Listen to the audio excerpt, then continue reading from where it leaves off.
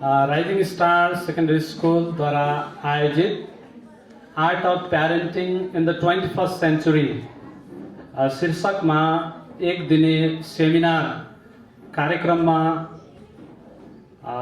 उपस्थित यस कार्यक्रमका सभाध्यक्ष तथा विद्यालय व्यवस्थापन समितिका अध्यक्ष ज्ञानु म्याम, त्यस्तै गरेर यसै स्कुलका एकदमै जागरुक, एकदमै उत्साहित र एकदमै ह्यान्डसम प्रिन्सिपल राजु सर, त्यस्तै गरेर यसै स्कुलका विद्यालय कोअर्डिनेटर दिलीप सर, त्यस्तै गरेर यस कार्यक्रमका आजका फ्यासिलिटेटर अथवा हामी प्यारेन्ट्सलाई मन्त्रमुग्ध बनाउन सफल आदरणीय एकदमै प्रख्यात व्यक्तित्व तथा मोटिभेसनल स्पिकर डाक्टर ताराजी र त्यस्तै गरेर यसै विद्यालयका हाम्रा सन्तानहरूलाई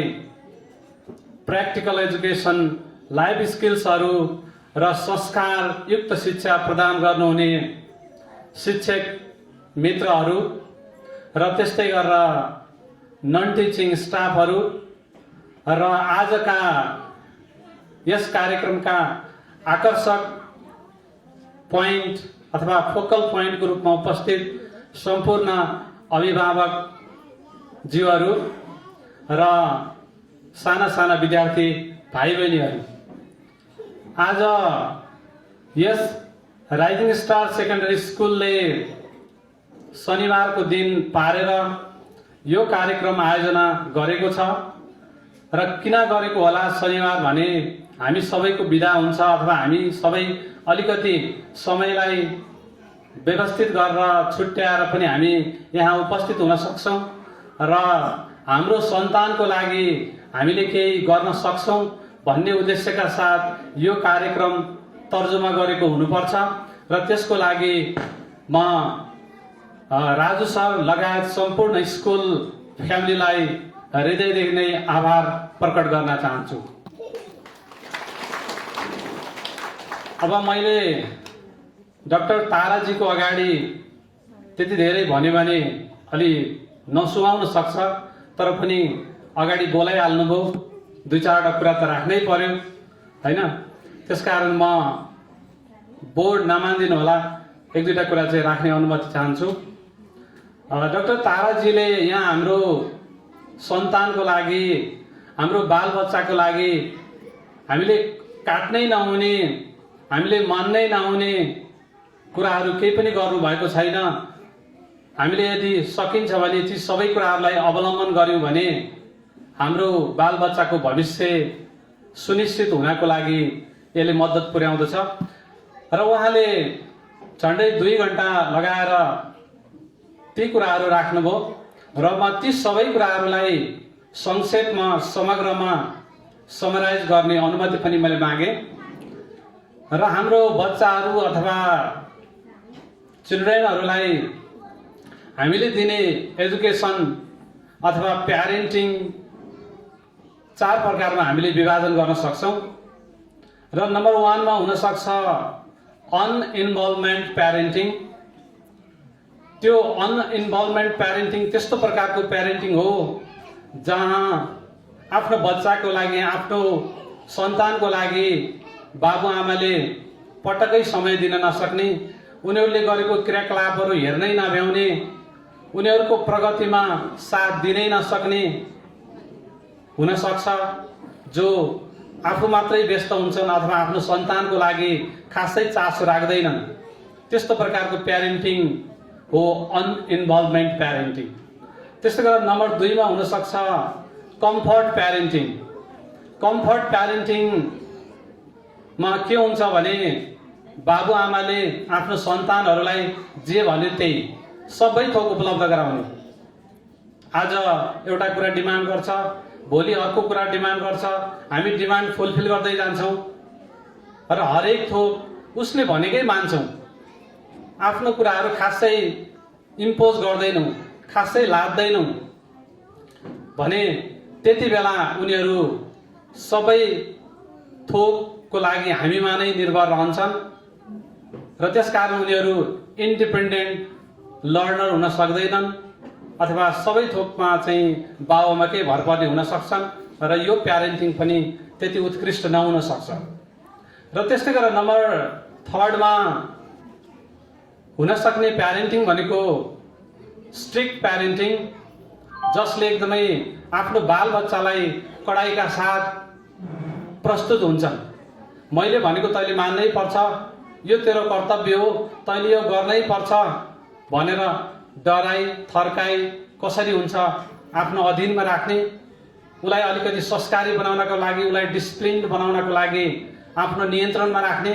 र जहाँ के हुन सक्छ भने त्यो बच्चाहरूले आफ्नो बाबुआमाको अगाडि सबै कुराहरू सेयर गर्दैनन्, आफ्नो मनभित्र रहेको सम्भावनाहरूलाई उनीहरूले कुण्ठित गरेर राख्न सक्छन्।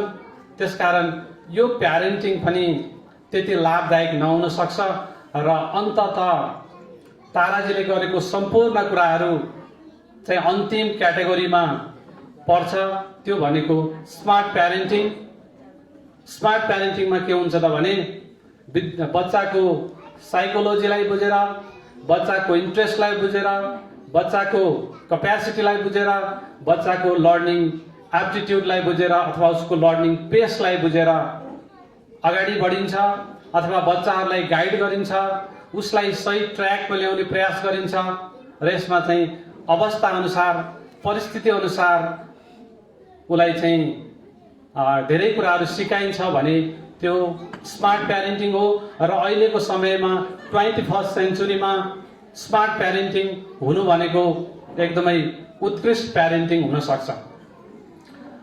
त्यसकारण हामी सबै प्यारेन्ट्सहरू यहाँ सरले डाक्टर ताराजीले त भनिसक्नु भएको छ, हामीहरूसँग 8वटा मल्टिपल इन्टेलिजेन्सेसहरू हुन्छ जो हवार्ड गार्डनरले उद्धृत गर्नुभएको छ र ती आफ्नो बच्चाहरूमा पनि कुन ट्यालेन्ट छ र त्यो ट्यालेन्टलाई बुझेर हामीले गाइड गर्यौँ भने पक्कै पनि हाम्रो बच्चाहरूको भविष्य उज्जवल हुन सक्छ भन्ने कुरा चाहिँ मैले यहाँबाट हजुरलाई उद्धृत गर्न चाहेँ र एउटा सानो कथा पनि जोड्न चाहेँ।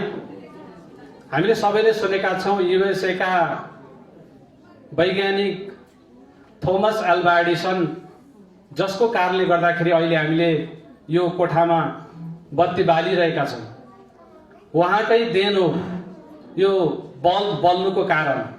र उनले यति मात्रै होइन, 1093 आविष्कारहरू गरेर विश्वलाई चकित बनाएका छन्। र उनी कस्तो प्रकृतिका, कस्तो फ्यामिलीमा हुर्किएका वैज्ञानिक हुन् त भन्ने बारेमा मैले यो कथालाई जोड्न चाहेँ। र उनी खासै धेरै फर्मल एजुकेसन प्राप्त गरेका छैनन्। हामीले हाम्रो बच्चालाई महिनौँ वर्षौँ दिनदिनै स्कुलमा पठाएर शिक्षा लिनको लागि धकेलेर पठाउँछौँ, तर उनी भने अलि फरक स्वभावका बालक थिए। उनले केही समय मात्रै, केही महिना मात्रै विद्यालय गएका थिए र केही समयपछि उनको विद्यालयको प्रिन्सिपलले एउटा लेटर लेखेर उनको हातमा थमाइदिए र भोलिपल्टदेखि उनी विद्यालय गएन। त्यो कारण के थियो त भने उनी साह्रै स्लो लर्निङमा पर्दथे। उनको हियरिङ क्यापेसिटी पनि अथवा सुन्न सक्ने क्षमता पनि अलिकति कमजोर थियो। त्यसकारण उक्त विद्यालयका शिक्षकहरूलाई पढाउन साह्रै मुस्किल परेछ। उनले खासै सजिलै चाहिँ क्याच गर्न सक्दा रहेछन् पढाएको कुरा र त्यसकारण त्यो सबै कुराहरूको बारेमा प्रिन्सिपललाई त्यो स्कुलका टिचरहरूले भन्नुभएको रहेछ, कम्प्लेन गर्नुभएको रहेछ। त्यसकारण प्रिन्सिपल पनि बाध्य भएर के गर्नुभएछ त भने एउटा चिठी लेखेर त्यो बच्चाको हातमा पठाइदिनु भयो र बच्चाले अथवा ती थोमस एल्वा एडिसनले घरमा गएर त्यो चिठी आमालाई दिन्छन् र त्यसपछि आमाले मनमा नै पढ्नुहुन्छ। मनमा नै पढ्दै पढ्दै पढ्दै जाँदाखेरि आमाको आँखाबाट आँसु झर्छ र त्यसपछि बच्चाले हेरिरहेको थियो, आमा तपाईँ किन रुनुभएको?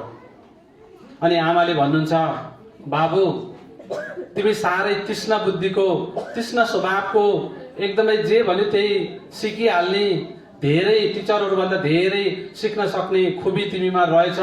त्यसकारण भोलिदेखि तिमीलाई स्कुल नपठाउनु भन्नुभएको छ तिम्रो स्कुलको प्रिन्सिपलले। त्यसकारण मलाई साह्रै खुसी लाग्यो, खुसी लागेर म रोएँ भनेर त्यो आमाले भन्नुभएछ। र केही वर्षपछि अब ऊ चाहिँ के भयो भने घरमै बसेर पढ्न थाल्यो। त्यो आमाले घरमै गाइडिङ गर्न थाल्नुभयो। ऊ प्रकृतिसँग खेल्न थाल्यो र आफ्नै तरिकाले घरमा सिक्न थाल्यो। र पीडा त मम्मीलाई थियो घरमा, किनभने बाबु स्कुल गएको छैन। अरू सबै वरिपरि समाजका सबै बच्चाहरू स्कुल गएका थिए। के हुने होला, कसो हुने होला चिन्ता थियो मनमा। र केही वर्षपछि त्यो बालक आफ्नै तरिकाले घरमा पढेपछि सिकेपछि उसले त्यो प्रिन्सिपलले पठाएको चिठी देखेछ, भेटेछ र त्यहाँ के लेखेको रहेछ भने वास्तविक रूपमा मैले अघि जे भने तिमी चाहिँ सिक्न सक्दो रहेछौ, तिमी साह्रै डल बुद्धिका अथवा बोधो दिमागका बच्चा रहेछौ र तिमी उसलाई चाहिँ हाम्रो स्कुलको शिक्षकहरूले सिकाउन सक्नुहुन्न। त्यसकारण भोलिदेखि उसलाई कृपया स्कुलमा नपठाइदिनु भनेर वास्तविक रूपमा चाहिँ त्यो लेखेको रहेछ त्यो चिठीमा। र त्यसपछि उसलाई महसुस भयो थोमस एल्वा एडिसनलाई कि मैले अझै के गर्नुपर्छ त, मेहनत गर्नुपर्छ, जागरुक हुनुपर्छ भन्ने कुरा उसले बुझ्यो र लागि पर्यो। र त्यो आमाले पनि हार खाएनन्, उनले गाइड गर्दै गइन्। त्यसकारण मैले यहाँ के भन्न खोजेको भने एउटा आमा भनेको शिक्षक भन्दा पनि धेरै ठुलो गुना चाहिँ प्रस्तुत हुन सकिन्छ। र एउटा मानव धर्मशास्त्र मनुस्मृति भन्ने हजुरहरूले सुन्नुभएकै होला। त्यसमा के भनिएको छ भने संस्कृतमा उपाध्यानम दशाचार्य आचार्यनम शतम पिता सहस्रम तु पितृत्वम माता गौरवे श्री तते भनेर यो संस्कृतमा लेखेको रहेछ। यसमा चाहिँ के भन्न खोजेको भने एकजना शिक्षक 10 जना पण्डित बराबर हुन्छ। एकजना शिक्षक 10 जना पण्डित बराबर हुन्छ। एकजना पिता 100औं शिक्षक बराबर हुन्छ। एकजना पिता 100औं शिक्षक बराबर हुन्छ भने एकजना माता अथवा एक माता 1000 पिता बराबर हुन्छ। त्यसकारण पिताको भन्दा पनि माताको रोल धेरै, शिक्षकको भन्दा पनि माताको रोल धेरै र पण्डितको भन्दा पनि माताको रोल धेरै हुँदो रहेछ। त्यसकारण यहाँ सम्पूर्ण माताहरूलाई म अलिकति के आग्रह गर्न चाहे भने आफ्नो बच्चाको बारेमा टाइम दिनुहोस्, टाइम छुट्याउनुहोस्। हुन त त्यो कुरा आइरहेको छ, मैले फेरि रिपिट गर्दाखेरि अलि नमजा हुन सक्छ। त्यसकारण मैले धेरै यसलाई फोकस गरिनँ। र राइजिङ स्टार सेकेन्डरी विद्यालयले एकदमै सुरक्षित शान्त ठाउँमा चाहिँ हाम्रो बालबच्चाको लागि परेको छ, अथवा चाहिँ एकदमै राम्रो तरिकाले क्यान्टिन हाइजेनिक क्यान्टिन सञ्चालन गरेको छ। एकदमै ट्रान्सपोर्टेसन सर्भिस पनि रिजनेबल प्राइसमा र हाम्रो फी पनि रिजनेबल प्राइसमा चाहिँ सञ्चालन गरिरहेकै छ।